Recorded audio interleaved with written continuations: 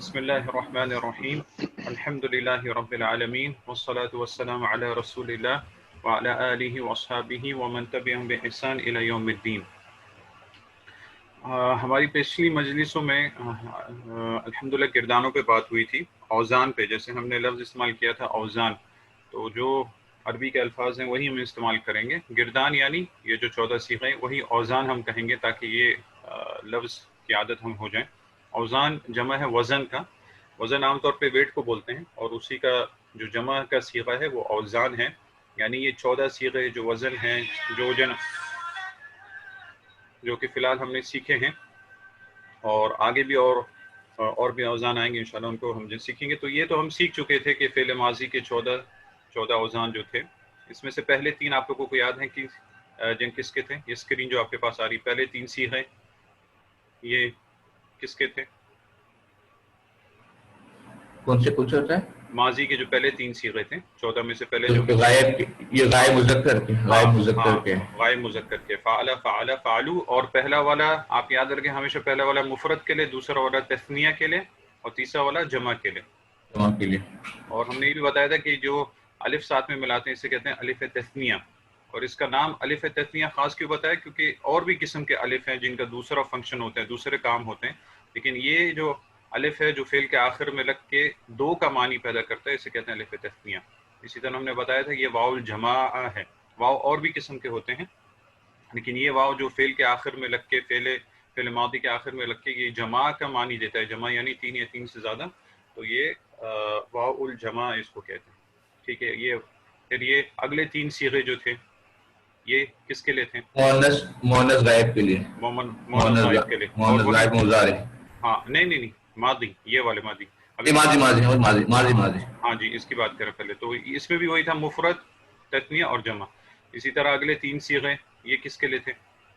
مذکر حاضر کے لیے، ہاں، مذکر حاضر، ٹھیک ہے۔ اور یہ غائب کے لیے، اور یہ مؤنث حاضر کے لیے، ہاں، مؤنث حاضر کے لیے اگلے 3 صیغے جو تھے، ٹھیک ہے جی۔ اچھا، یہ ہو گیا۔ پھر اس کے بعد میں مضارع ہم نے سیکھ لیا تھا، اس سے بنانے کے لیے مضارع کے کتنے حروف ہیں؟ فعل مضارع بنانے کے لیے کتنے حروف ہیں؟ 3 نہیں، فعل مضارع بنانے کے لیے الف، نون، یا، تا، ہاں 4 حروف ہیں، اور انہیں ہم جمع کے طور پہ بول سکتے ہیں اتینا یا اتینا، جیسے بھی بولنا چاہیں۔ تو پہلے تو ہم نے بات کر لی تھی کہ الف اور نون کو آپ الگ کر دیں، یعنی الف اور نون اگر آپ نے ملا دی شروع میں تو آپ کو 2 معنی دیتے ہیں۔ ایک جو معنی ہے وہ کس کے لیے ہوتا ہے؟ الف اگر لگا دیں شروع میں تو متکلم سنگولر کے لیے، ہاں، متکلم مفرد کے لیے، مفرد کا لفظ اب یاد رکھ، ہاں، متکلم مفرد کے لیے، یعنی چاہے مذکر ہو چاہے مؤنث ہو۔ اسی طرح اگر نون آپ نے لگا دیا شروع میں تو یہ ہو جائے گا متکلم جمع کے لیے، متکلم جمع کے لیے، جیسے نفعلوا میں، ٹھیک ہے۔ تو اس کے بعد یہ والے صیغے بھی ہم نے دیکھ لیے تھے کہ اگر یا ہم شروع میں ملاتے ہیں تو مذکر غائب کے 3 صیغے ہمیں مل جاتے ہیں، یا اگر ہم نے شروع میں لگا دیا۔ اسی طرح ہم نے دیکھا تھا کہ مؤنث غائب کے لیے بھی 2 صیغوں میں شروع میں تا لگاتے ہیں، باقی کے جو چینجز ہیں وہ سب ہم نے دیکھ لیے تھے کہ آخر میں نون ملانا ہے، اور یہ نون کا ایک خاص فنکشن ہوتا ہے جو انشاءاللہ آگے جا کے واضح ہوگا۔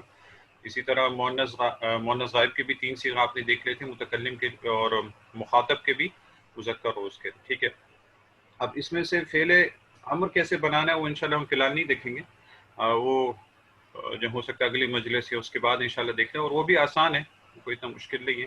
لیکن ابھی فی الحال یہ جو ہو گیا ہے اس کی جو نا تھوڑی پریکٹس ہو، خود آپ لوگ پریکٹس کریں، یا قرآن مجید پڑھتے ہیں، نبی کریم صلی اللہ علیہ وسلم کی احادیث پڑھتے ہیں، تو ان میں تھوڑا پریکٹس کرنے کی کوشش کریں۔ اب ہم مثال کے طور پہ 1-2 آیتیں دیکھتے ہیں جو میرے ذہن میں بھی آ رہی ہیں، جیسے سورہ کافرون میں ہے، قل یا ایھا الکافرون لا اعبد۔ اچھا، ایک بات یہاں پہ جناب بتا دیں، ہم نے بتایا تھا کہ ہم ابھی جو فعل ماضی کے اوپر بات کر رہے ہیں وہ 3 حروف یعنی 3 حروف پہ مبنی ہوگا، جس کا وزن ہوگا فا، عین، لام۔ اور ہم نے بتایا تھا کہ فا بھی ہمیشہ فتح پہ رہے گا، یعنی فعل ماضی جو ہم پڑھ رہے ہیں وہ فا بھی فتح پہ رہے گا، اور لام جو ہے، حروف لام، وہ بھی ہمیشہ فتح پہ رہے گا، لیکن عین جو ہے وہ بدل سکتا ہے۔ تو ماضی میں کیسے بدلتا ہے؟ ماضی میں 3 صورتیں آئیں گی، یا تو آپ کو ماضی میں فعل ملے گا، یعنی عین کے اوپر فتح ہے، یا تو فعیلا ملے گا، یا تو عین کے اوپر کسرہ ملے گا، یا پھر آپ کو فعولا ملے گا، یعنی عین کے اوپر ضمہ، لیکن فا اور لام دونوں کے اوپر آپ کو فتحہ ملے گا. ٹھیک ہے، فعالا، فعیلا، فعولا. تو جب آپ کو ماضی میں فعالا ملے گا، جیسے یہاں پہ جو مثال دی گئی ہے، تو مضارع جب آپ نے بنانا ہے تو وہی 3 سٹیپ آپ نے کرنا ہے. شروع میں آپ نے حروف مضارع 4 میں سے کوئی بھی لگا دینا ہے، آخر والے کو آپ نے ضمہ دے دینا ہے. عین جو ہے یہ عرب نے جس طرح اس کو پڑھا ہے اس طرح ہم نے پڑھنا ہے. تو عرب نے جب فعل ماضی میں عین کے اوپر فتح ہوتا ہے تب مضارع کی 3 صورتیں آتی ہیں. 3 صورتیں آتی ہیں عین کلمہ کے اعتبار سے. 3 صورتیں کیا آتی ہیں؟ عین کے اوپر ضمہ بھی آ سکتا ہے یعنی پیش، عین کے اوپر فتح بھی آ سکتا ہے یعنی زبر، یا عین کے اوپر کسرہ بھی آ سکتا ہے یعنی زیر. اگر آپ کے پاس فعالہ ہے مثال کے طور پہ فعالہ، تو یہاں پہ انہوں نے مثال دی، اس کا جو عرب نے اس کے عین کلمہ مضارع میں اس کے اوپر فتح ہی رکھا ہے تو فعالہ کا یہ فعلو بنتا ہے. اسی طرح اگر عین کے اوپر فتح ہے اور مضارع میں ضمہ آتا ہے، اس کی مثال ہے عبدہ یعبدو. عبدہ یعبدو، یعنی یہاں پہ عین کلمہ کون سا ہے عبدہ میں؟ با ہے، اور تو اسی لیے مضارع میں بھی اس کے اوپر انہوں نے ضمہ ڈالا ہے. تو عبدہ کا مضارع بنتا ہے یعبدو. تو آیت کریمہ لا اعبدو، لا اعبدو سے آپ کو پتہ چلنا چاہیے کہ یہاں پہ اس کے ماضی کا صیغہ کیا نکلے گا. ابھی کچھ اس میں اندازہ ہو رہا ہے؟ اعبدو یہ کون سا صیغہ ہے؟ جی لا اعبدو، جی اعبدو کون سا صیغہ؟ ماضی کا ہے. نہیں ماضی کا نہیں ہے. دیکھیں اس کے شروع میں جو ہے نا الف لگایا ہے، الف مضارع لگایا ہے اور آخر میں ضمہ دے دیا ہے. ہاں الف مضارع لگایا ہے، الف یعنی حروف مضارع میں سے الف لگایا اور آخر میں ضمہ دیا. تو پہلے تو آپ کو یہ معلوم ہو گیا کہ یہ آخر میں فتح نہیں ہے، تو یہ جو فعل مضارع ہوگا لازم. ہاں اور شروع میں الف لگا دیا ہے حروف مضارع میں سے، تو یہ کون سا صیغہ ہو گیا؟ متکلم کے لیے، متکلم مفرد کے لیے، جمع کے لیے نہیں، متکلم مفرد کے لیے. یعنی آپ سے کیا کہہ رہے؟ لا اعبد، میں نہیں عبادت کروں گا، یعنی مفرد متکلم کے لیے لا اعبد، میں نہیں عبادت کروں گا. ابھی جب اعبد آپ کو مل گیا ہے، یعنی یہ والا صیغہ آپ کو مل گیا ہے ادھر کا، افعلو کا جو تھا، اب اس کا وزن کیا ہوگا؟ افعلو. اعبدو کا وزن ہے افعلو. جب یہ وزن آپ کو مل گیا ہے تو اس سے آپ کو یہ تمام کے تمام صیغے آپ کے ذہن میں خود بخود آ جانے چاہیے پریکٹس کے بعد، کیونکہ اعبدو آپ کو مل گیا. اگر آپ حروف مضارع کو وہاں سے ہٹا دیں جو کہ الف ہے شروع میں، اور آخر میں جو ضمہ کیا تھا اس کو واپس آپ فتح کر دیں، تو کیا بن جائے گا؟ عبدہ. عبدہ کے وزن پہ بن جائے گا. عبدہ ہے اور فعل مضارع کا وزن میں نے آپ کو بتایا یعبدو ہے، تو عبدہ سے عبدہ سے آپ یہ 14 کی 14 صیغے بنا سکتے ہیں. عبدہ، عبدہ، عبدو، عبدت، عبدتا، عبدنا. اسی طرح مضارع کے یعبدو، یعبدانی. تو یہی پریکٹس ہے. جب یہ پریکٹس ہو جائے گی، وہ آپ کو اس میں سے کوئی بھی ایک صیغہ مل جائے، آپ اس کے باقی ماضی کے بھی 14 اوزان بنا سکتے ہیں، مضارع کے بھی 14 بنا سکتے ہیں. ٹھیک ہے، تو لا اعبد ما تعبدون. تعبدون ابھی کون سا صیغہ ہے؟ سب سے پہلے تو دیکھیں شروع میں تا آ گیا. تعبدون. ہاں تو تا سے آپ کو پتہ چلے گا کہ یہ حروف مضارع میں سے ہے. تو یہ صیغہ تعبدون یہ مضارع کا صیغہ ہوگا. ٹھیک ہے، اب اس کو اس وزن پہ چسپان کر کے دیکھیں کہ تا جو آتا ہے وہ کدھر آتا ہے اور آپ نے کون سے وزن میں اس کو لیا تھا. یہ مؤنث غائب کے لیے آتا ہے، مؤنث غائب حاضر کے لیے نہیں. یہ آئے گا، دیکھیں مؤنث جو پہلے تو تا آ گیا نا، تا کا تعلق جو ہے وہ مؤنث سے تو ہے، لیکن یہاں پہ وہ والا صیغہ نہیں ہے.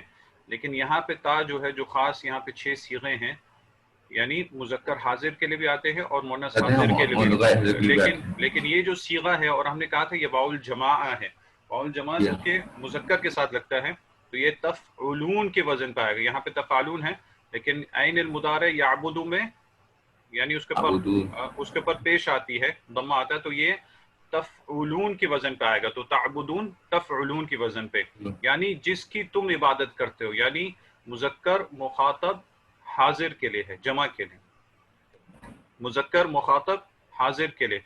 لا اعبدو کا جو تھا کہ میں نہیں عبادت کروں گا، ما تعبدون جس کی تم عبادت کرتے ہو. تو اسی طرح آپ کو دیکھنا پڑے گا، یعنی کوئی بھی چیزیں آپ پڑھ رہے ہیں اس پہ تھوڑا غور کریں. شروع میں جس طرح ہم نے بتایا تھا کہ تھوڑا وقت لگے گا، لیکن ایک دفعہ آپ کو عادت ہو جائے گی تو وہ بالکل آسان ہو جائے گا، آپ کو خود بخود پڑھتے پڑھتے سمجھ میں آئے گا. جس طرح شیخ عثیمین رحمہ اللہ نے جو مثال دی تھی، ہم نے بیان کی تھی کہ نحو کا دروازہ جو ہے وہ لوہے کا ہے، لیکن اندر گھر جو ہے بہت نرم ہے، آسان ہے، اس میں کوئی مسئلہ نہیں الحمدللہ. ٹھیک ہے. اسی صورت میں آگے جا کے وَلَا أَنَا عَابِدٌ مَا عَبَدْتُمْ، ابھی دیکھیں وہی ایک عبدہ کا لفظ ہے. آپ کو شروع میں کیا لفظ دیا؟ عبدہ. اسی سے یہ ساری صیغہ ابھی تیسرا صیغہ آپ کی اسی صورت میں پریکٹس ہو رہے ہیں. وَلَا أَنَا عَابِدٌ مَا عَبَدْتُمْ، تو عبدتم کہاں پہ آئے گا؟ دیکھیں آپ کے پاس عبدہ ہے. عبادت سے آتا ہے، ہاں فعلا ہوگا. عبدہ عبدو، تو آپ یہاں پہ جب آئیں گے تو کدھر آئیں گے؟ عبدتم فعلتم کے وزن پہ. ہاں ہاں، تو یہ کون سا صیغہ ہو گیا؟ حاضر جمع کے لیے. نہیں یہ ماضی ہے. ماضی جمع، ہاں ماضی ہاں مذکر جمع، جمع متکلم کے لیے، مخاطب کے لیے، سوری مخاطب کے لیے. ولا انا عابد، نہ میں اس کی عبادت کرنے والا ہوں جس کی تم عبادت کرتے ہو. ولا انا عابد ما عبدتم فعلتم کے وزن پہ ہے. تو یہ تھوڑا سا پریکٹس کرنے کے لیے تھا کہ تھوڑا ذہن نشین ہو جائیں. ٹھیک ہے. تو یہ چیز آپ نے یہ چیز جو محل بیچ میں رہ گئی تھی کہ ماضی میں جب عین کلمہ اس کے اوپر فتح آئے گا تب ماضی میں 3 صورتیں آ سکتی ہیں. عین کلمے پہ دمہ بھی آ سکتا ہے، فتح بھی آ سکتا ہے، کسرہ بھی آ سکتا ہے، اور اس کی بہت ساری مثالیں ہیں. جیسے ذہبہ ہے تو اس کا مضارع بنے گا یذهبو. اور اسی طرح اگر کتبہ ہے تو اس کا بنے گا یکتبو، یعنی عین کلمہ کیا آیا؟ دمہ آ گیا، دمہ آ گیا. اسی طرح اگر ہے ضربہ ہے، عین کلمہ ماضی میں کیا ہے؟ فتح ہے، تو مضارع میں آئے گا یضربو. ٹھیک ہے. یعنی عین کلمہ جب ماضی میں اگر فتح اس کے پر آیا تو مضارع میں 3 صورتیں آ سکتی ہیں، دمہ بھی آ سکتا ہے، فتح بھی آ سکتا ہے، کسرہ بھی آ سکتا ہے. اور یہ پریکٹس سے ہمیں پتہ چل جاتا ہے عرب نے اس کو کس طرح پڑھا ہے. اسی طرح اگر عین کلمہ ماضی میں اس کے پر کسرہ ہے تو مضارع میں صرف 2 صورتیں آئیں گی، صرف 2 صورتیں آئیں گی، 2 سے زیادہ نہیں آئیں گی. یا تو عین کلمہ پہ فتح ہوگا یا تو عین کلمہ پہ کسرہ ہوگا، دمہ نہیں آئے گا. یا تو عین کلمہ پہ فتح ہوگا یا تو اس کے پر کسرہ ہوگا، دمہ نہیں آئے گا. مثال کے طور پہ حسیبہ کا جو لفظ ہے تو آپ کے پاس مضارع میں یحسبو اور یحسبو دونوں عرب نے پڑھا ہے، تو دونوں اس میں صحیح ہے، حسیبہ یحسبو. لیکن قرآن میں عام طور پہ یحسبو آتا ہے. ہاں یحسبو، جس طرح قرآن مجید میں آیت ہے وَيْلٌ لِكُلِّ هُمَزَةٍ لُمَزَةٍ الَّذِي جَمَعَ مَالًا وَعَدَّدَهُ یحسبو. اس کا جو ماضی ہے وہ کیا ہے؟ حسیبہ. یعنی عین کلمہ ماضی میں اس کے نیچے کسرہ ہے لیکن مضارع میں اس کے اوپر فتح ہے، حسیبہ یحسبو. ٹھیک ہے. اسی طرح اور بھی مثالیں ہیں، ابھی تو فی الحال میرے ذہن میں نہیں آ رہی، لیکن اور بھی مثالیں کہ جب ماضی میں کسرہ ہوگا تو صرف فتح یا کسرہ آ سکتا ہے، مضارع میں دمہ نہیں آئے گا. اور تیسری صورتحال کیا ہے کہ ماضی میں جب عین کلمے پہ دمہ ہو، یعنی فعولہ کے وزن پہ ہو، فعولہ کے وزن پہ، تب مضارع میں صرف ایک ہی وزن آئے گا، عین پر بھی دمہ ہی آئے گا. ہاں صرف اس کے پر دمہ ہی آئے گا. مثال کے طور پر کرومہ کا لفظ ہے، کرومہ کا لفظ جو ہے کاف پہ فتح ہے، عین کلمہ جو ہے جو کہ را ہے اس کے پر دمہ ہے، اور میم جیسے آخر کا حرف ہے لام کلے کے پر اس کے پر بھی فتح ہے، تو اس کا مضارع بنے گا یکرومو، کرومہ یکرومو. ٹھیک ہے. اسی طرح جتنے بھی فعل ماضی ثلاثی حروف ہیں ان کا عین کلمہ پہ اگر دمہ آتا ہے تو ان کے مضارع میں بھی دمہ ہی آئے گا. جیسے کثر یکثر، ٹھیک ہے، کبر یکبر، دمہ ہی آئے گا، فتح کسرہ نہیں آئے گا. تو یہ چیزیں اپنے ذہن میں رکھنا، یہ پریکٹس سے آپ کو آسان ہو جائیں گی. اگر عین کلمہ پہ فتح ہے تو مضارع میں 3 صورتیں آئیں گی، اگر عین کلمہ پہ کسرہ ہے تو مضارع میں 2 صورتیں آئیں گی، دمہ نہیں آئے گا. اور اگر عین کلمہ پہ دمہ ہے تو مضارع میں بھی عین کلمہ پہ دمہ ہی آئے گا. ٹھیک ہے. تو یہ کچھ گردان ہے. اس کے علاوہ آپ جس طرح قرآن پڑھتے ہیں، حدیث پڑھتے ہیں، اس کے اوپر ان کو جانا چسمان کرنے کی کوشش کریں، یعنی قوانین کے حساب سے. انشاءاللہ آہستہ آہستہ یہ آپ کے لیے آسان ہوتا جائے گا. اور جس طرح ہم نے بتایا تھا یہ اصل میں صرف کا حصہ ہے لیکن تھوڑا سا اس کو سمجھنے کے لیے ضروری ہے. ٹھیک ہے. آج یہاں سے شروع کرتے ہیں. ابھی جب ہماری کتاب کے پاس واپس آتے ہیں تو انشاءاللہ تھوڑا یہ ہو جائے گا اور آپ کی تھوڑی اور پریکٹس اس میں ہو جائے گی، تو فعل امر کا بھی صیغہ انشاءاللہ دیکھیں گے. تو بسم اللہ کریں، یہاں سے پڑھیں علامات الاسم. جی میں پڑھوں؟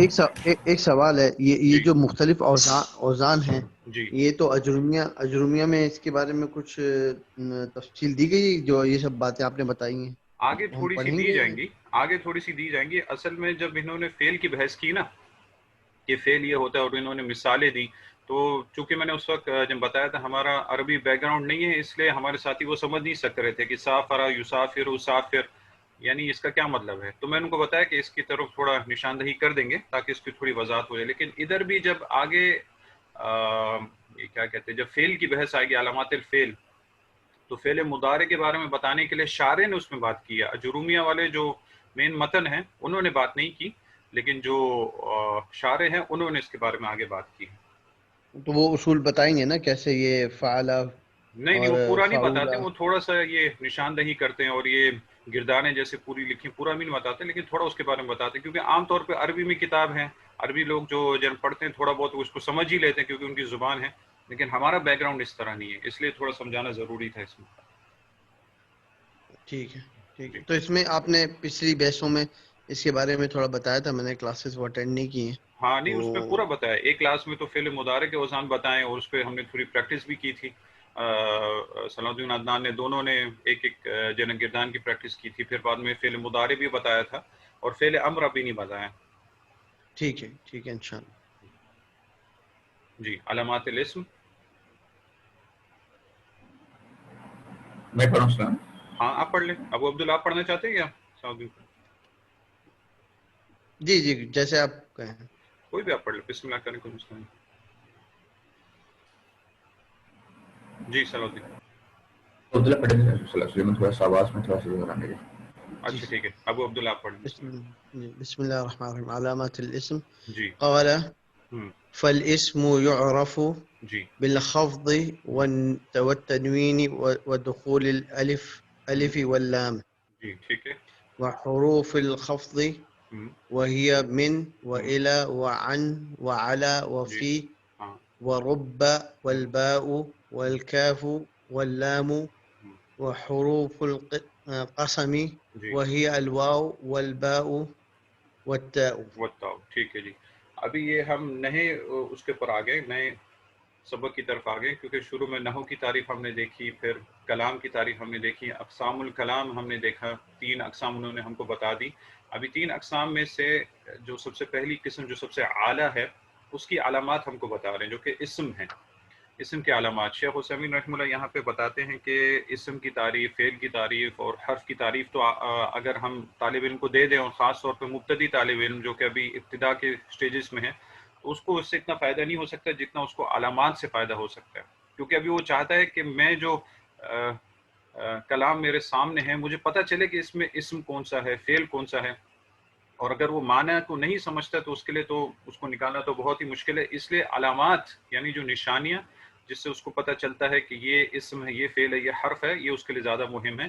تو شیخ عثیمین رحمہ اللہ کہتے ہیں کہ اس پہ دھیان دیں. اس سے انسان کو پتہ چل سکتا ہے کہ کلام میں جو 3 اقسام ہیں اس اقسام میں فرق کریں. تو یہاں پہ علامات یہ علامہ کی جمع علامات یعنی نشانی. کس کی نشانی؟ اسم کی نشانی. یعنی یہ باب اس چیز کا ہے کہ یہ آپ کو بتا رہے ہیں کہ اسم کی علامات کیا کیا ہیں. اور یہاں پہ جس طرح ہم نے بتایا تھا کہ قالا اور یہ جو بولڈ لیٹرز میں ہے یہ ابن عجروم کا ان کے الفاظ ہیں، اور اقول نیچے جو ہے یہ شارح کے الفاظ ہیں. تو ابن عجروم کہتے ہیں قالا فالاسم یعرف، اسم پہچانا جاتا ہے، پہچانا جاتا ہے. اب دیکھیں یہ جو ہے یہ بھی فعل مضارع کے صیغے میں ہے، لیکن یہ کیسے بنے گا یہ بھی ہم نے لیا نہیں. اس کا بھی ایک قاعدہ ہے، وہ قاعدہ آپ سیکھ جائیں گے، اس کی بھی 14 گردانیں 14 اوزان آپ کو آ جائیں گے. لیکن یہاں پہ اس کا معنی یہ ہے یعرف کہ اسم پہچانا جاتا ہے. کس سے پہچانا جاتا ہے؟ کیا کیا علامات ہے؟ بالخفت. آپ چاہیں اگر آپ کے پاس نسخہ ہے تو اس کے اوپر نمبر بھی لگا سکتے ہیں. پہلی نشانی بالخفت، دوسری نشانی والتنوین، تیسری نشانی دخول الف واللام، چوتھی نشانی وحروف الخفت. یہ چوتھی نشانی حروف الخفت. اور یہاں پہ یہ انہوں نے سارے حروف خفت کی مثالیں آپ کو دی ہیں. حروف خفت کیا ہیں؟ من، الی، عن، علی، فی، ربا الی آخری واللام. اور حروف خفت کے ساتھ ساتھ انہوں نے اس کو بھی جوڑ دیا کیونکہ ان کا بھی کام یہی ہوتا ہے خفت دینا. وہ حروف القسم، حروف قسم جو ہیں، اور وہ 3 یہاں پہ ذکر کیے، واو، با اور تا. تو دیکھیں یہاں پہ بالجملہ انہوں نے کتنی مثالیں آپ کے لیے، کتنی علامات بیان کی؟ 4 علامات بیان کی ہیں. اگر آپ دوسری کتابوں میں جائیں گے، بڑی کتابوں میں جائیں گے، تو اور بھی وہاں پہ علامات آپ کو اسم کی ملیں گی، لیکن عام طور پر کیونکہ یہ ہم نے ذکر کیا تھا یہ کتاب جو بگنرز کے لیے ان کے لیے بہت ہی مناسب موضوع ہے، تو انہوں نے یہ والی یہاں پہ 4 ہی مثالیں بیان کی، 4 ہی علامات بیان کیے. تو پہلی علامت جو ہے وہ ہے خفت. آگے ان سب کے اوپر بات ہوگی، لیکن مختصر طور پر ان کے بارے میں تھوڑا سا بتا دینا ضروری ہے. خفت کا مطلب ہے کہ کسی کلمے کے آخر میں زیر ہونا، یعنی کسرہ ہونا. یہ میں زیر کا لفظ اور زبر کا لفظ وغیرہ بھی استعمال کر رہا ہوں، لیکن انشاءاللہ کچھ اور مجلسیں ہو جائیں گی تو ان الفاظ کو میں چھوڑ دوں گا، صرف دمہ، فتحہ، کسرہ اس کو ہم یوز کر لیں گے. تو کسی کلمے کے آخر میں زیر ہونا یہ خفت کی علامت ہے. اور اس کا ایک دوسرا نام ہے جسے جر کہتے ہیں، جر. تو اگر آپ کتاب میں پڑھیں خفت یا جر تو اس کا مطلب ایک ہی ہوگا، معنی ایک ہی ہوگا. بس فرق کیا ہے، اس زمانے میں جو 2 بڑے مرکز تھے جہاں پہ نحو کے علماء بہت زیادہ تھے، وہ کوفہ اور بصرہ تھے. تو ایک مرکز والے جو تھے وہ خفت بولتے تھے اس کو، اور دوسرے مرکز والے اس کو جر بولتے تھے. غالباً خفت میرے خیال میں یہ بصرہ کے جو علماء تھے وہ بولتے تھے، اور جر جو ہے وہ کوفہ والے بولتے تھے. تو اگر آپ جر بولیں یا آپ خفت بولیں، معنی ایک ہی ہے، لیکن اس کا مقصد کیا ہے کہ جو کلمہ جس کے آخر میں کسرہ آئے گا تو اس کا مطلب یہ آپ اس سے پہچان لیں گے کہ یہ اسم ہے. تو یہ پہلی علامت. اور اس کے اوپر آگے اور بات ہوگی، شاعر اس کے اوپر اور بات کریں گے، مختصر میں اس کے بارے میں بتا رہا ہوں. اور دوسری علامت ہے تنوین. تنوین ہم عام طور پہ کس کو بولتے ہیں؟ 2 زیر، 2 زبر، 2 پیش کو. تنوین ہم کس کو بولتے ہیں؟ 2 زبر، 2 زیر، 2 پیش کو ہم بولتے ہیں، یعنی ضمتین، فتحتین اور کسرتین، 2 کو. تو جس کلمے کے آخر میں تنوین آ گئی اس کو ہم کیا کہیں گے کہ یہ بھی اسم کی علامت ہے. یہ اسم ہے، یہ نہ فعل ہے نہ یہ حرف ہے. ٹھیک ہے. تیسری علامت دخول الف واللام، یعنی الف لام. جیسے یہاں پہ آپ دیکھیں والباء کے شروع میں الف اور لام لکھا ہوا ہے، والکاف کے شروع میں الف اور لام لکھا ہوا ہے. تو جس کے اوپر یہ الف لام داخل ہو گیا تو وہ بھی اسم ہے. تو یہاں پہ جو مثالوں میں آپ کو دکھ رہا ہے کہ با کے پہلے الف لام داخل ہوا ہے اور والکاف اس کے شروع میں الف لام داخل ہوا ہے، تو یہ بھی اسم ہی شامل ہوتے ہیں، یعنی حروف ہجائی جو ہیں یہ بھی اسم کی علامت میں سے. اسی طرح چوتھی علامت انہوں نے آپ کو دی وہ حروف الخفت، یعنی یہاں پہ انہوں نے کہا کہ خفت کا آنا یہ بھی علامت ہے. اور حروف خفت سے مراد ایسے حروف کہ جب وہ اسم سے پہلے آتے تو اسم کو وہ خفت دے دیتے ہیں، یعنی کسرہ دے دیتے ہیں. تو یہ حروف خفت کا داخل ہونا بھی اس چیز کی علامت ہے کہ اس کے بعد آنے والا اسم ہوگا، وہ فعل نہیں ہوگا، وہ حرف نہیں ہوگا، اس کے بعد آنے والا وہ اسم ہوگا. پھر اس کی مثالیں آگے دے دیں گے. حروف خفت کون کون سے ہیں؟ من ہے، و الی، عن ہے، علی، فی، ربا، با. یہ با ہے. ادھر والبا نہیں بول، ادھر یہاں پہ با تو لکھا ہے، پورا کا پورا اس کا نام لکھا ہے، لیکن مراد کیا ہے؟ حرف با، صرف با. جیسے الف با تا ہوتا ہے تو صرف با مراد ہے. اور اس میں قاعدہ یاد رکھیں کہ جب آپ کسی حرف کا نام لیں گے، صرف حرف کا نام، تو پورا نام آپ کو لینا پڑے گا. آپ صرف با نہیں بولیں گے، آپ بولیں گے البا. آپ نے اس کا پورا نام رہنا پڑے گا با. لیکن آپ جب 2 یا 3 سے زیادہ حروف آپس میں ملے ہوں گے، جیسے ربا میں ہے، فی میں ہے، تب آپ کو یہ بولنے کی ضرورت نہیں ہے کہ فا اور یا، تب آپ اس کو آپس میں ملا کے پڑھیں گے فی. لیکن جب ایک حرف آئے گا اکیلا، اس کا نام آپ کو لینا پڑے گا، یعنی با. آپ صرف با نہیں بول سکتے، البا آپ کو اس کا نام لینا پڑے گا. یہاں پہ اسی طرح کاف، آپ صرف کا نہیں بولیں گے، آپ نے اس کا پورا نام لینا پڑے گا الکاف، کیونکہ یہ اکیلا حروف ہے تو اس میں قاعدہ یہ ہے کہ اس کا نام لینا پڑے گا. اسی طرح آگے بھی دیکھ لیں واللام. تو یہ تمام مثالیں انہوں نے آپ کو دی ہیں کہ جب یہ آپ دیکھیں گے اپنے کلام میں من آ گیا یا الا آ گیا، اس کے بعد آنے والا اسم ہی ہوگا. اور ان کی وجہ سے یہ کیونکہ یہ حروف خفت ہیں تو اسم کو انہوں نے خفت دے دیا ہوگا، یہ خفت یعنی کسرہ دے دیں گے. اسی طرح حروف القسم ہے، ان کا بھی کام ہے کہ اپنے بعد آنے والے کو یہ خفت دے دیتے ہیں، لیکن ان کے معنی میں تھوڑا فرق ہے، اس لیے انہوں نے تھوڑا سا یہاں پہ الگ ذکر کیا ہے. ٹھیک ہے. اب یہ 4 انہوں نے علامات آپ کو بیان کیا، ابھی ایک ایک کر کے شارح ان سب کے اوپر بات کریں گے انشاءاللہ. وأقول للاسم علامة علامات يتميز ہاں للاسم علامات يتميز عن أخويه الفعل والحرف بوجود واحدة منها أو قبولها. وقد ذكر المؤلف رحمه الله من هذه العلامات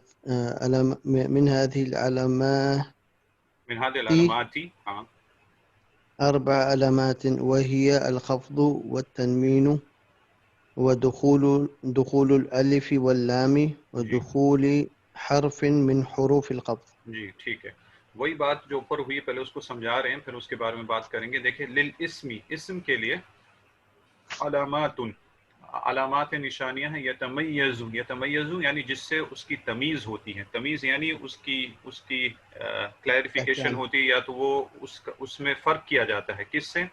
ان اخویہ، اپنے باقی دو بھائیوں سے. ان اخویہ، ابھی دیکھیں یہ ان دیکھتے ہی آپ کو پتہ چل گیا یہ ان اوپر آیا نا حروف خفض. تو یہ اخویہ یہ کیا ہوگا پھر؟ مجرور. اسموں کا. ہاں اسم ہوگا، اور یہ خفت حروف خفت ہے تو اس نے اس کو خفت بھی دیا ہوگا، لیکن یہاں پہ خفت دیا ہے، لیکن کس طرح دیا وہ ہم انشاءاللہ سیکھیں گے بعد میں. ان اخویہ الفعل والحرف، دیکھیں الف لام آ گیا اور خفت بھی آ گیا. اس سے آپ کو پتہ چلا الفعل جو لفظ ہے یہ فعل نہیں ہے اصل میں، یہاں پہ یہ لفظ فعل مراد ہے، تو یہ فعل لفظ بھی اسم ہو گیا. اسی طرح دیکھیں یہاں پہ الف لام پھر آ گیا اور یہاں پہ پھر سے کسرہ بھی دے دیا، تو یہ کیا ہو گیا؟ یہ بھی اسم ہو گیا. یہ بھی اسم کی مثال ہے. یعنی اسی طرح جو بھی آپ دیکھ رہے ہیں کلام وغیرہ، اس میں جو بھی کچھ آپ نے سیکھا ہے کوشش کرو اس کو پریکٹس کرنے کے لیے. شروع میں انشاءاللہ تھوڑا سا کوشش لگے گی، بعد میں یہ آسان ہو جائے گا. تو انہوں نے بتایا کہ اسم کی علامات ہے یتمیزو، جن کے ذریعے فرق کیا جاتا ہے اس کے باقی دو بھائیوں سے. باقی دو بھائی کون ہیں؟ الفعل والحرف. کس طرح؟ بوجودی، کہ وجود ہو، واحدۃ منہما، ان میں سے کوئی علامات وہاں پہ موجود ہو، او قبولہا، یا تو اس میں طاقت ہو اس کی علامات کو قبول کرنے کی. یعنی کیا مطلب ہے؟ آپ نے یہاں پہ مثال کے طور پہ دیکھ لیا کہ ان آ گیا، ٹھیک ہے، ان آ گیا، اس کی وجہ سے جو اس کے بعد والا اسم ہے اس کے اوپر خفت آئے گا، یعنی اس کے اوپر کسر آئے گا.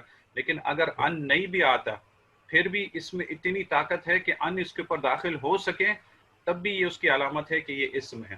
مثال کے طور پر اگر ان آپ حرف کے اوپر داخل کرنے کی کوشش کرے تو حرف کے اوپر اس کو قبول کرنے کی صلاحیت ہی نہیں ہے، یعنی حرف اس کو قبول نہیں کرتا. اسی طرح فعل بھی اس کو قبول نہیں کرتا. تو یہ دونوں چیزیں ان میں نہیں پائی جائیں گی، یعنی حروف خفت کا وجود بھی اس سے پہلے نہیں ہے، نہ ہی ان میں قبول کرنے کی طاقت ہے. لیکن اگر ان علامات وجود بھی ہیں، یا تو اگر وجود ظاہری طور پہ نہیں ہے لیکن اس کو قبول کرنے کی طاقت ہے، تب آپ کہیں گے کہ یہ علامات اسم کی ہے. پھر انہوں نے آگے بتایا، جس طرح ہم نے بتایا کہ 4 علامات کا یہاں پہ ذکر کیا گیا ہے. وقد ذکر المؤلف رحمہ اللہ من هذه العلامات، اور وقد ذکر، یہ ذکر کون سا صیغہ ہے آپ کی 14 صیغوں میں سے؟ اعلیٰ. ہاں فعل کے وزن پہ. تو یہ کون سا صیغہ ہو گیا؟ غائب کے لیے. ہاں مذکر غائب، مفرد غائب. ذکر غائب. ہاں مفرد کے لیے فعل کے وزن پہ ذکر، اور اس کا مضارع آئے گا یذکرو، یعنی عین کلمہ مضارع میں ضمہ آئے گا. تو یہ دونوں لفظ آپ کو مل گئے. ابھی آپ اس سے 14 صیغے دونوں کے بنا سکتے ہیں. ذکر، وہاں پہ یذکرو، یذکرون، وہ سب آپ بنا سکتے ہیں. تو یہاں پہ آپ دیکھیں انہوں نے کیا کہا، وقد ذکر کا مطلب ہے ماضی مذکر غائب کے لیے، یعنی بیان کیا. جو شخص ہے وہ یہاں پہ موجود نہیں ہے، اس لیے اس کا نام لیا گیا ہے المؤلف، یعنی مؤلف نے ذکر کیا. تو اسی طرح پریکٹس انشاءاللہ ہوتی رہتی ہے اس میں. رحمہ اللہ من هذه العلامات، ان علامات میں سے 4 علامات، 4 علامات ذکر کی، کیونکہ ہم نے کہا تھا کہ 4 کے علاوہ بھی ہیں جو کہ انشاءاللہ آگے کی کتابوں میں اگر پڑھیں تو اور بھی علامات ملتی ہیں. تو 4 علامات یہاں پہ ذکر کی، اور وہ کون کون سی ہیں؟ جس طرح اوپر ذکر خفت ہے، تنوین ہے، دخول الف واللام، و دخول حرف من حروف الخفت، جو کہ اوپر بیان کیا اسی کی تھوڑا سا انہوں نے کھول کے بیان کر دیا. ابھی ایک ایک علامات کو ہی لیتے ہیں. ابھی ہم خفت کے علامات کے بارے میں پڑھیں گے. جی ابو عبداللہ. أما الخفض فهو في اللغة جی ضد الارتفاع، جی صحیح. وفي اصطلاح النحاة عبارة عن عبارتن، كسرة. عبارتن آئے گا یہاں پہ. وفي اصطلاح النحاة ہاں صحیح، یہ اصطلاح النحاة نحاتی صحیح پڑھا آپ نے. عبارة ہاں انل. عبارة عن الكسرة التي يحدثها العامل جی أو ما ناب عنها، ٹھیک ہے. وذلك مثل كسرة وذلك الراء. مثل کسرہ، مثل کسرہ. وذلك مثل كسرة الراء جی من بكر جی وعمر في نحو قولك جی مررت ببكر، جی صحیح. وقولك هذا كتاب عمرو. جی فبكر صحیح ہے. فبکر و عمر. بکر و عمر اسمان لوجود الکسرة فی اواخر کل واحد منہما. ٹھیک ہے صحیح. ابھی دیکھیں جس طرح شروع سے چلتا آ رہا ہے کہ جو بھی نیا ٹرم آتا ہے، نیا لفظ آتا ہے، وہ پہلے ہمیں لغت میں بتاتے ہیں کہ اس کا معنی کیا ہے، پھر ہمیں جو علم ہم پڑھ رہے ہیں جو کہ نحو کا ہے اس کے حساب سے ہمیں بتاتے ہیں کہ اس علم میں اس کا معنی کیا ہے. تو اسی طرح خفت جب آ گیا اور ہم نے بتایا تھا آپ خفت بول دیں یا جر بول دیں. جر یعنی جیم اور را مشددہ، یعنی را کے اوپر مشددہ ہوگا. مشددہ تو میرے خیال میں سمجھتے ہیں سب، یعنی تشدید ہوگی اس کے اوپر، جیسے یہاں پہ ہے یہ نوانا کے اوپر جو ہے نا شد، ہاں اس کو بولتے ہیں. یعنی جیم اور را مشددہ ہوگا تو جر، چاہے خفت بولیں چاہے جر بولیں دونوں کا معنی ایک ہی ہے. تو کہتے ہیں خفت جو ہے وہ لغت میں کیا ہے، لغت کے اعتبار سے اس کا معنی کیا ہے، ضد الارتفاع، یعنی کسی چیز کا نیچے ہونا. ارتفاع یعنی اوپر، اور ضد کا معنی ہوتا ہے اپوزٹ. اپوزٹ آف ارتفاع کسی چیز کا نیچے آنا، یعنی خفت ہونا پست ہونا، کسی چیز کا نیچے ہونا. تو یہ اس کا معنی ہے. تو لغت کے اعتبار سے بھی آپ کو اس کا معنی ذہن میں آتا ہے. کسرہ جو ہے وہ نیچے ہوتی ہے، اور عربی زبان سبحان اللہ، یعنی جو جس طرح شاید ہم نے بیچ میں ذکر کیا تھا کہ عرب لوگوں نے جس چیز کا نام رکھا ہوا ہے اس میں آپس میں ربط بھی سبحان اللہ اتنا وہ تعجب خیز ہے. ابھی یہ ضمہ جو ہے، جیسے ہمارے استاد ہمیں بتا رہے تھے قرات کے جناب قوانین وغیرہ کے وقت، وہ کہتے تھے ضمہ جو بولتے ہیں، ضمہ لفظ جو ہوتا ہے عربی میں، ضمہ کا مطلب ہوتا ہے کسی چیز کو ملا دینا، جوڑ دینا. تو جب آپ کسی حرف کے پر ضمہ پڑھتے ہو، جیسے با ضمہ بو جب آپ بولتے تو آپ کے ہونٹ آپس میں مل جاتے ہیں اور گول ہو کے سامنے آتے ہیں، تو مل جاتے ہیں، اس لیے اس کو نام بھی ضمہ دیا اس حساب سے. اور فتحہ جو ہے، فتحہ کا مطلب ہوتا ہے کسی چیز کا اونچا ہونا، اوپر ہونا، فتحہ اور کھل جانا. تو جب فتحہ کسی حرف پہ بولتے ہیں، جیسے با فتحہ با، تو آپ کا منہ کھل جاتا ہے. جس حرف پہ بھی آپ فتح پڑھیں گے، تا، سا، تو آپ کا منہ کھل جائے گا، اس لیے اس کا نام بھی فتح دیا ہے. جب آپ جر پڑھیں گے یا خفت پڑھیں گے تو اس کے نیچے کسرہ ہے اور آپ کے ہونٹ جو ہیں وہ نیچے کی طرف جائیں گے. بی، آپ دیکھیں جب غور کریں اپنے ہونٹوں کی طرف تو نیچے کی طرف جاتے ہیں، بی، تی، فی، نیچے کی طرف جاتے ہیں، اس لیے اس کو نام بھی دیا ہے خفت کا، یعنی ضد الارتفاع، یعنی نیچے ہونا، کسی چیز کا پست ہونا. تو اس حساب سے بھی یہ ان کا معنی آپ کا ذہن میں رہ سکتا ہے، یعنی لغت میں ان کا یہ معنی ہے.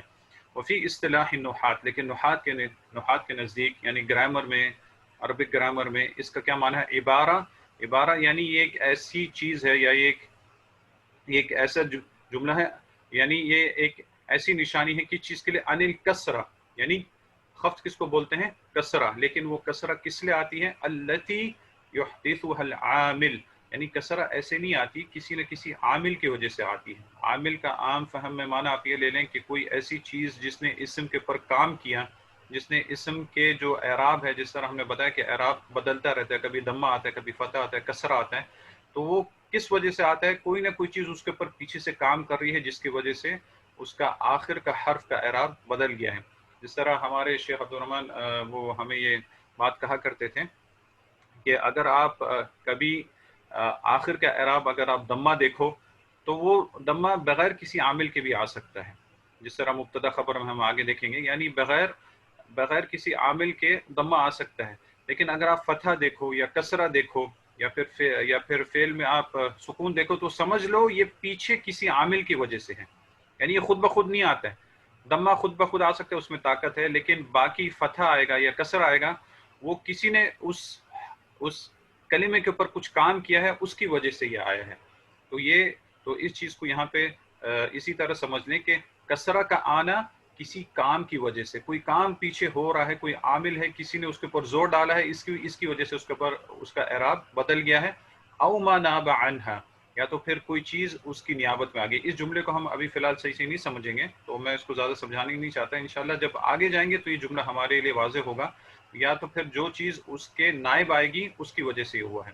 پھر آگے آپ کو مثال دیتے ہیں. تو یہ چیز واضح ہو گئی، لغتی معنی میں خفت کا مطلب ہے کس چیز کا پست ہونا، نیچے ہونا، اور اصطلاح نحات میں مطلب، اور جس طرح ہم نے بتایا تھا کہ جس علم کے بارے میں ہم بات کر رہے ہیں وہ لغتی معنی کا ایک جز ہوتا ہے. تو یہاں پہ بھی کسرہ کا معنی پست ہونا ہی ہے، نیچے ہی ہونا، لیکن کس کی وجہ سے، کسی چینج کی وجہ سے، یعنی اس کلمے کے پیچھے کچھ ایسا عامل ہے جس نے اس کو یہ دیا ہے. تو یہ معنی واضح ہے انشاءاللہ خفت کا معنی. جی جی ٹھیک ہے. پھر آگے آپ کو انہوں نے جن مثال دی جس طرح کہ جو مشہور ہے بالمثال یتضح المقال، یعنی مثالیں دینے سے بات واضح ہو جاتی. وذالک مثل کثرت الراء، اور یہ جیسے کثرت را کی کثرت جیسے آئی ہے من کس میں بکرن، یعنی بکرن یہ اسم ایک لفظ ہے، اس میں را میں جو آخری اعراب، اور جیسے ہم نے بتایا تھا کہ نحو میں ہمارا تعلق آخری حروف کے اعراب سے ہے، با سے ہمارا تعلق نہیں ہے، کاف سے نہیں ہے، یہ علم صرف میں ہے، ہمارا تعلق آخری حرف کے اعراب سے ہے. تو انہوں نے آپ کو مثال دی. عائشہ جی جی اچھا نہیں اچھا. وذالک مثل کثرت را کے کسرہ کی طرح کس مثال میں؟ یہ بریکٹس میں جو آپ کو ایک مثال دی، بکرن میں و عمرن میں. اس کو ہم عمر نہیں پڑھیں گے، اس کو ہم عمرن پڑھیں گے. جب واو نہیں ہوتا تو واو کا مطلب یہ لفظ عمر ہے، لیکن اگر واو ساتھ میں لکھا ہے تو یہ فرق کرنے کے لیے لکھا ہے کہ اس کا مطلب عمر ہے. اچھا، ہماری گفتگو ہو سکتا ہے جلد یہیں پہ ختم ہو جائے اسی جو مثال کے ساتھ، کیونکہ تقریباً 1 منٹ باقی ہے.